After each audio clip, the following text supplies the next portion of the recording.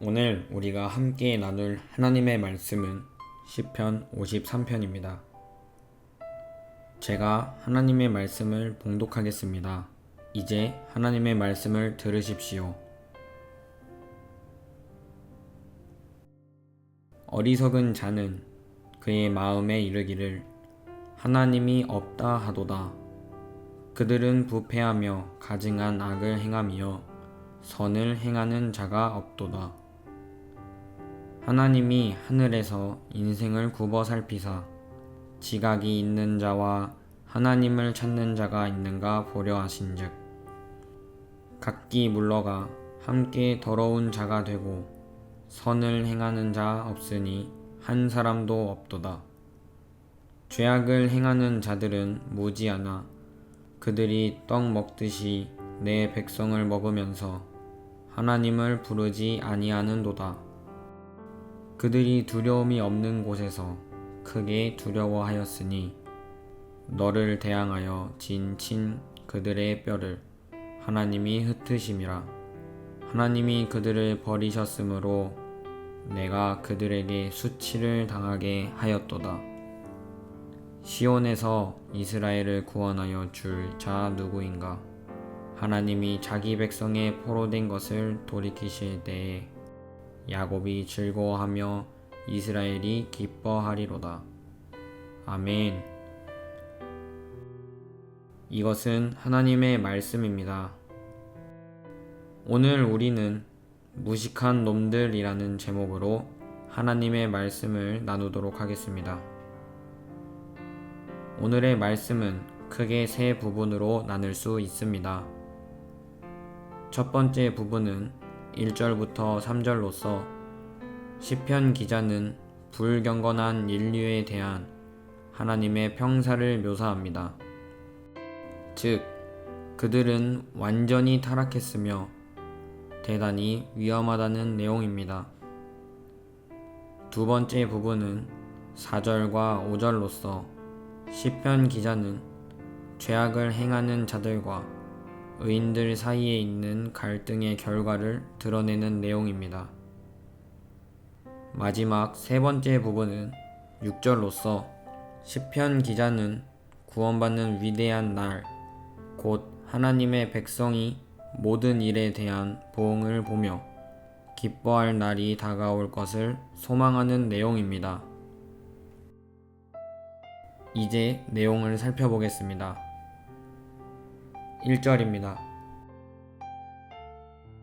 어리석은 자는 그의 마음에 이르기를 하나님이 없다 하도다. 그들은 부패하며 가증한 악을 행하며 선을 행하는 자가 없도다. 그들의 어리석음은 하나님을 부인했다는 것입니다. 이 시편은 경건하지 않은 자들에게 초점을 맞춥니다. 하나님과 분리되어 사는 삶이 가져오는 재앙을 보여줍니다. 이 시편은 인류 대부분이 어리석은 자들로 분류될 수밖에 없다고 말합니다. 그들이 하나님의 존재를 부인하기 때문입니다. 또한 하나님의 존재를 부인하기 때문에 그들의 삶은 완전히 타락했고 지금도 타락하고 있습니다.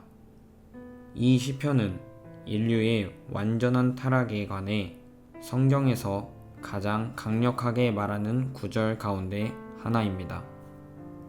그들은 하나님의 은혜를 입어 믿음으로 말미암아 언약을 맺고 의롭다 칭함을 받는 자들입니다. 그들은 하나님의 백성입니다. 그러나 불경건한 자들은 하나님의 백성의 존재를 불편하게 여겨 조종 그 백성을 핍박합니다.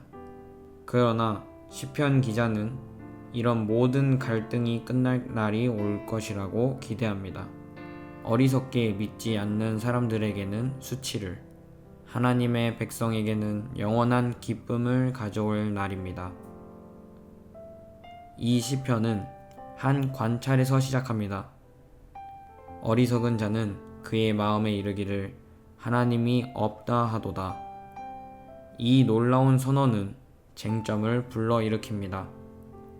그러나 이 선언은 다른 한편으로 하나님을 부인하는 것이 완전히 어리석은 일이라는 것을 하나님을 믿는 자들에게 상기시켜 줍니다. 어리석은 자의 주된 특징은 그들이 경건하지 않는 삶, 곧 하나님 없는 삶을 살려고 결정했다는 것입니다. 미련한 자가 자기 마음에 담긴 말을 한다는 점에서 미련은 지적인 것이라기보다 의지적인 것에 기초를 둡니다. 어리석은 자는 매일 삶 속에서 하나님을 생각하지 않기로 결정한 사람입니다. 그 사람은 세상의 기준으로는 매우 지적이고 현명할지 모릅니다. 그러나 가장 근본적인 면에서는 어리석습니다. 2절과 3절입니다. 하나님이 하늘에서 인생을 굽어 살피사 지각이 있는 자와 하나님을 찾는 자가 있는가 보려 하신즉 각기 물러가 함께 더러운 자가 되고 선을 행하는 자 없으니 한 사람도 없도다. 그들의 본성은 완전히 타락한 것입니다. 그런 세상에서 하나님을 찾거나 그분을 만족시킬 만한 사람을 찾는 것은 헛된 일입니다. 만약 불신자들이 하나님의 성품을 이해한다면 그분이 공급하시는 용서와 의 앞에 자신을 노출시킬 수 있을 것입니다. 그러나 문제는 그들에게 영적인 지각이 없다는 것입니다. 어리석은 자들 가운데 지혜를 찾는 것은 그런 사람은 없다는 결론을 명확히 합니다. 하나님을 찾으시는 노력은 완전히 허무한 것으로 판명됩니다. 모든 인간이 하나님에게서 완전히 돌아섰으며 완전히 분리되어 그분께 불성실한 자가 되었습니다. 더 나아가 그들은 완전히 부패했습니다. 따라서 찾는 일의 결론은 선을 행하는 자 없으니입니다. 하나님을 떠난 인류가 모두 부패하고 타락했다고 말합니다. 4절입니다. 죄악을 행하는 자들은 무지하나 그들이 떡 먹듯이 내 백성을 먹으면서 하나님을 부르지 아니하는도다. 무지한 행악자들은 의인을 핍박합니다. 이들은 영적으로 눈이 어두워 자신이 무엇을 행하는지 모릅니다. 그들은 그 행동의 중요성을 알지 못하고 하나님이 그것에 대해 어떻게 하실지 알지 못합니다. 영적인 지식이 부족하기 때문에 그들은 자신의 행동을 죄라고 생각하지도 않을 것입니다. 자신이 만들어낸 고통과 관련해 그들이 간직한 엄청난 죄가를 깨닫게 되는 것은 성령이 마음을 뚫고 오셔서 죄에 대해 사람들을 책망하실 때입니다. 영적으로 눈이 가려진 상태는 선한 사람들에 대한 냉담과 무관심으로 이어집니다. 악한 자들이 가진 또 하나의 특징은 하나님을 부르지 않는 것입니다. 표면적으로 그들은 기도하는 것처럼 보입니다. 하나님을 부르는 것은 좀 더 넓은 의미로 조직된 예배를 지칭하는 것입니다. 특별히 믿음으로 하나님의 하나님 되심과 그분의 역사를 선포하는 것이 예배의 핵심입니다. 그런데 그들이 하나님을 인정하기를 완전히 거부한다면 그들을 약하게만 살려고 선택하는 것입니다. 하나님을 부르는 것은 영적인 지각과 회개와 믿음을 요구합니다. 이런 것 없이는 오직 부패와 파괴만이 뒤따릅니다. 5절입니다. 그들이 두려움이 없는 곳에서 크게 두려워하였으니 너를 대항하여 진친 그들의 뼈를 하나님이 흩으심이라. 하나님이 그들을 버리셨으므로 내가 그들에게 수치를 당하게 하였도다. 하나님이 그분의 백성을 공격하는 자들을 거부하시기 때문에 그들은 멸망당하고 흩어질 것입니다.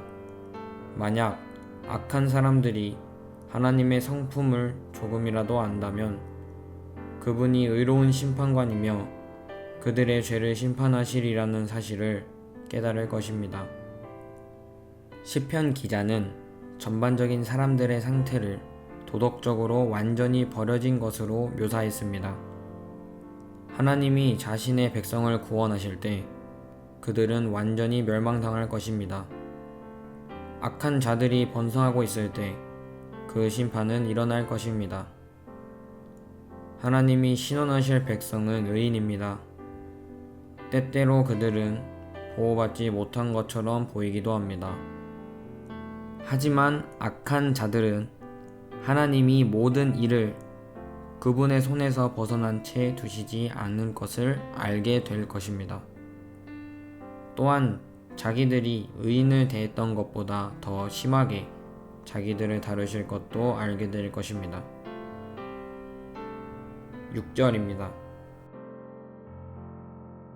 시온에서 이스라엘을 구원하여 줄 자 누구인가? 하나님이 자기 백성의 포로된 것을 돌이키실 때에 야곱이 즐거워하며 이스라엘이 기뻐하리로다. 의인들은 다가올 큰 구원의 날을 기다립니다. 이스라엘의 구원이 시온에서 올 것을 바랍니다. 시온은 여호와가 그분의 백성 가운데 거하시는 성소를 지칭합니다. 시편 기자는 하나님이 자기 백성 가운데, 즉 시온에 머무시는 임재를 믿었습니다. 그러나 또한 악한 자들의 압제에서 자기 백성을 구원하심으로 하나님의 임재를 드러내실 것을 기다립니다. 시편 기자는 여호와가 모든 것을 바로잡으려고 개입하실 때 이스라엘 백성은 기뻐할 것이라고 기대합니다.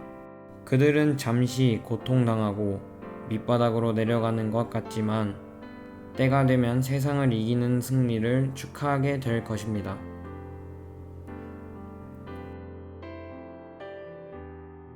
오늘의 말씀을 정리해 보겠습니다.